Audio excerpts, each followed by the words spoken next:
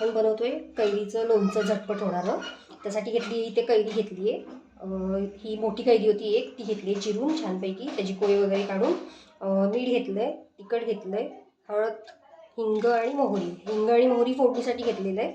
आणि हे तिखट मीठ हळद आता आपण ह्याच्यात घालून घेऊया. चवीप्रमाणे घेतलेलं आहे, कोणाला कमी जास्त तिखट लागतं त्याप्रमाणे. आंबट गोड तिखट असं छान लागतं ते लोणचं चवीला. आणि कोणी कोणी गूळ वापरतं, कोणी कोणी साखर वापरतं. आम्ही इथे गूळ वापरते, कारण की गूळ खाल्लेला पण चांगला असतो म्हणून. आणि हळद घालायची. हे सगळं मिक्स करून घ्यायचं व्यवस्थित. आणि हे लोणचं साधारण 3 ते 4 दिवसांशी टिकतं व्यवस्थित. आणि चवीला तर खूप छान लागतं. आता हे करतानाच तोंडाला खूप पाणी सुटते माझ्या. आता मी ह्याला पटकन इथे फोडणी देऊन घेते. फोडणीसाठी तेल गरम करायचं. आपण ज्याप्रमाणे चटणीला एखाद्या फोडणी देतो ना इडलीच्या, तशीच फोडणी द्यायची. तेल घालून घ्यायचं, त्यानंतर त्याच्यात मोहरी आणि हिंग टाकून घ्यायचं. आणि ह्याला नंतर ना पाणी सुटतं, कारण की त्यात गूळ, मीठ, तिखट, हळद असं सगळंच घातलेलं असतं, त्यामुळे पाणी सुटतं आणि खूप छान चव लागते त्याची.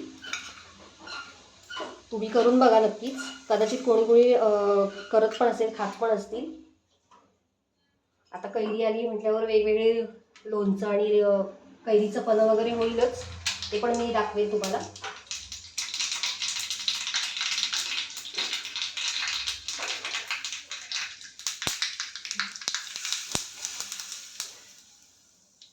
फोडणी टाकून घेतली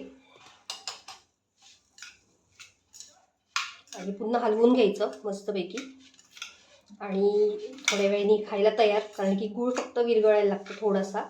आणि तिखट मीठ पण त्याला छानपैकी लागलं ना आणि पाणी सुटलं, एक अर्धा तास पण सुद्धा नाही लागत, 15 मिनिटात मस्तपैकी जेवताना आपण खाण्यासाठी तयार करू शकतो. सुंदर असं कैरीचं लोणचं तुम्ही नक्कीच ट्राय करून बघा. आणि आवडलं तर लाईक, शेअर आणि सबस्क्राईब करा. भेटू आपण पुढच्या व्हिडिओमध्ये.